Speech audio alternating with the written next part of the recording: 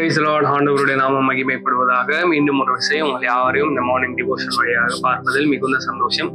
கடந்த வீடியோல 1 தெசலோனிக்கேயர் 5ஆம் அதிகாரம் அதுல இருக்க 16, 17, 18, 19, 20, 21, 22 இந்த வசனங்களை மையமாக வைத்து பரிசுத்த ஆவியானவரை நாம் எப்படி தக்க வைத்துக் கொள்ளலாம், நாம் என்ன செய்ய வேண்டும் என்பதை குறித்து தியானித்தோம். இந்த காலை நேரத்திலும் 1 யோவான் 1ஆம் அதிகாரம் 7ஆம் வசனத்தை மையமாக வைத்து நாம் தியானிப்போம். நான் வாசிக்கிறேன். அவர் ஒளியில் இருக்கிறது போல நாமும் ஒளியிலே நடந்தால் ஒருவரோடொருவர் ஐக்கியப்பட்டிருப்போம். அவருடைய குமாரனாகிய இயேசு கிறிஸ்துவின் ரத்தம் சகல பாவங்களையும் நீக்கி நம்மை சுத்திகரிப்போம். தேவனோடு கூட இருக்கிற அந்த உறவு, அந்த ஐக்கியம் ரொம்ப ரொம்ப முக்கியமான ஒரு விஷயம். ஆண்டவரோடு கூட இருக்க அந்த உறவுல வளராம, அந்த ஃபெலோஷிப்ல, ஐக்கியத்துல நம்ம வளராம பரிசுத்த ஆவியானவர் என்ன பண்ண முடியாது அப்படின்னா நமக்குள்ள தக்க வைத்துக் கொள்ள முடியாது. இயேசு கிறிஸ்துவை சொந்த ரட்சகராக ஏற்றுக்கொண்ட எல்லாருக்கும் பரிசுத்த ஆவியானவர் வாக்கு பண்ணப்பட்டிருக்கிறார். எல்லாருக்குள்ளேயும் அவர் இருக்கிறார். ஆனா என்ன பிரச்சனை அப்படின்னா, அந்த ஐக்கியம் உண்மையாக ஹெல்த்தியா இருக்குதா, அந்த ஐக்கியம் இருக்குதா இல்லையா அப்படிங்கிறது தான் முக்கியம். அதுதான் மேட்டர்ஸ். அப்போ தேவனோடு கூட இருக்கிற அந்த உறவுல நம்ம சரியா இல்லை அப்படின்னா பரிசுத்த ஆவியானவரை நமக்குள்ள என்ன பண்ண முடியாது அப்படின்னா தக்க வைத்துக் கொள்ள முடியாது. இந்த வசனத்தை சற்று கவனித்து பார்ப்போம். அவர் ஒளியில் இருக்கிறது போல நாமும் ஒளியிலே நடந்தால் ஒருவரோடு ஒருவர் ஐக்கியப்பட்டு இருப்போம். அப்போ எப்போ அந்த ஃபெலோஷிப் உருவாகுது அப்படின்னா நாம செய்ய வேண்டிய விஷயம், நாமும் ஒளியிலே நடந்தால். அப்போ நம்மளுடைய நடை எப்படி இருக்கிறது, எந்த பாதையில நம்ம போறோம் அப்படிங்கிறது ரொம்ப ரொம்ப முக்கியமான ஒரு விஷயம். யோவான் இன்னொரு இடத்துல சொல்றாரு, இந்த உலகத்திற்கு வந்த மெய்யான ஒளி, எந்த மனுஷனையும் பிரகாசிக்கிற அந்த மெய்யான ஒளி யார் அப்படின்னா இயேசு கிறிஸ்து. சங்கீதத்தில் நம்ம வாசிக்கிறோம், அவருடைய வார்த்தை அல்லது அவருடைய வசனம் எப்படிப்பட்ட தன்மையுடையதா இருக்குது, கால்களுக்கு தீபமும் பாதைக்கு வெளிச்சமுமா இருக்கிறது. அப்போ ஒண்ணு, இயேசு கிறிஸ்து எப்படிப்பட்ட நபராய் வாழ்ந்தார் அப்படிங்கிற அந்த பிரின்சிபல்ஸ், அவரோட கோட்பாடுகள் எடுத்து அந்த பாதையில என்ன பண்ணோம் அப்படின்னா நம்ம நடக்கணும். அது ஒரு ஒளியின் பாதை. 2வது, ஆண்டவராகிய இயேசு கிறிஸ்துவோட வார்த்தை, தேவனுடைய வார்த்தை, இதுதான் என்னதான் அப்படின்னா வெளிச்சம். இதுதான் வெளிச்சம். அப்போ அந்த வெளிச்சத்தின் பாதையில நம்ம நடக்கிற நபரா இருக்கிறோமா இல்லையா அப்படிங்கிறத நீங்களும் நானும் சிந்தித்து பார்க்க வேண்டும். நான் சொல்றது உங்களுக்கு புரிய நம்புறேன். ஆண்டவராகிய இயேசு கிறிஸ்து இந்த உலகத்தில் வாழ்ந்தார்.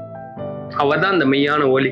அப்போ அவர் என்னெல்லாம் பின்பற்றினார், அவர் என்ன ஒரு லைஃப் ஸ்டைலை செட் பண்ணாரோ அந்த வாழ்க்கை முறையின் அடிப்படையில நம்ம வாழ்ந்து கொண்டு இருக்கிறோமா, அந்த ஒளியில நம்ம நடக்கிறோமா அப்படிங்கிறத சிந்தித்து பார்க்கணும். அதுக்கப்புறம் ஆண்டவருடைய வார்த்தை, ஆண்டவராகிய இயேசு கிறிஸ்துவோட வார்த்தை, இந்த வார்த்தை என்ன அப்படின்னா இதுதான் ஒளி, இதுதான் வெளிச்சம். அந்த அடிப்படையில நம்ம வாழ்ந்து கொண்டு இருக்கிறோமா இல்லையா அப்படிங்கிறத சிந்தித்து பார்க்க வேண்டும். அவர் பின்பற்றின பாதையை நாமும் பின்பற்ற வேண்டும். அவருடைய வார்த்தையின் வெளிச்சத்துல நாம் நடக்கிறவர்களாக இருக்க வேண்டும்.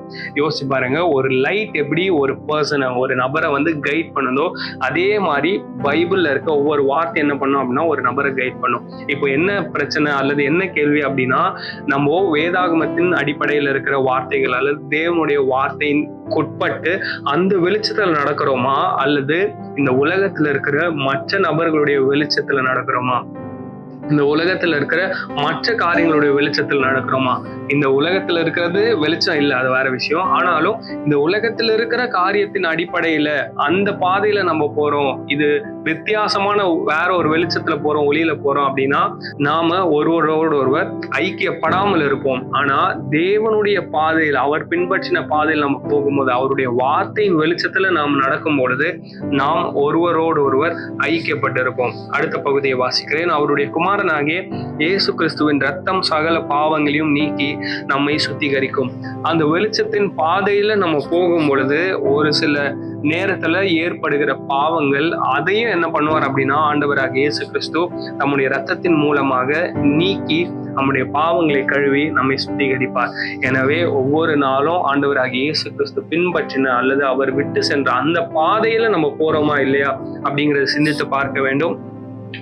தேவனுடைய வார்த்தை, அந்த வெளிச்சத்தின் அடிப்படையில நம்முடைய வாழ்க்கையை போய் கொண்டிருக்கிறதா அப்படிங்கிறத நாம் சிந்தித்து பார்க்க வேண்டும். இந்த 5 வசனத்தையும் நான் நினைப்பூட்ட விரும்புகிறேன். எபேசியர் 4ஆம் அதிகாரம் 30ஆம் வசனம். நம்முடைய வாயிலிருந்து பிறக்கிற வார்த்தைகள் ரொம்ப ரொம்ப முக்கியம். எதுல இருந்துலாம் நம்ம விட்டு விலகி இருக்கணும், எப்படிப்பட்ட குணத்தை உடைய நபராக இருக்கணும் அப்படிங்கிறத நம்ம பார்த்தோம். 1 யோவான் 1ஆம் அதிகாரம் 9ஆம் வசனம். சுத்திகரிப்பு ரொம்ப ரொம்ப அவசியம். Without confession there is no sanctification. அறிக்கை செய்யாமல் நமக்கு என்ன இல்லை அப்படின்னா பரிசுத்தமாகுதல் இல்லை. மத்தேயு 5ஆம் அதிகாரம் 6ஆம் வசனம். தீமை வெறுக்கிற அந்த குணம் நமக்கு இருந்தா மட்டும்தான் நீதியின் மேல் நமக்கு பசிதாகம் உண்டாகும். 1 தெசலோனிக்கர் 5ஆம் அதிகாரத்திலிருந்து நம்ம தியானித்தோம். ஆவியை அவித்து போடாமல் இருக்க வேண்டும். எப்பொழுதுமே சந்தோஷமா இருக்கணும், தேவனோடு கூட இருக்கலாம். அந்த உறவுல நம்ம வளரணும். தேவன் அனுமதிக்கிற எல்லா பாதைக்காக அவரை நாம ஸ்தோத்திரம் பண்ண வேண்டும். இந்த காலை நேரத்திலும் அவர் ஒளியில இருக்கிறது போல நாமும் ஒளியில் நடந்தால் அவரோடு நாம் ஐக்கியப்பட்டு இருப்போம். எனவே தேவன் அவருடைய வார்த்தையின் பாதையில அவர் எப்படி வாழ்ந்தாரோ அந்த பாதையில் நம்ம வாழ்ந்து கொண்டு இருக்கிறோமா அப்படிங்கிறத சிந்தித்து பார்ப்போம். தொடர்ந்து இந்த காரியத்தை சிந்தித்து பார்ப்போம். பரிசுத்த ஆவியானவருடைய நிறைவை நாம் பெற்றுக்கொண்டு வாழ ஆவியானவர் நமக்கு உதவி செய்வாராக. தேங்க்யூ. God bless you.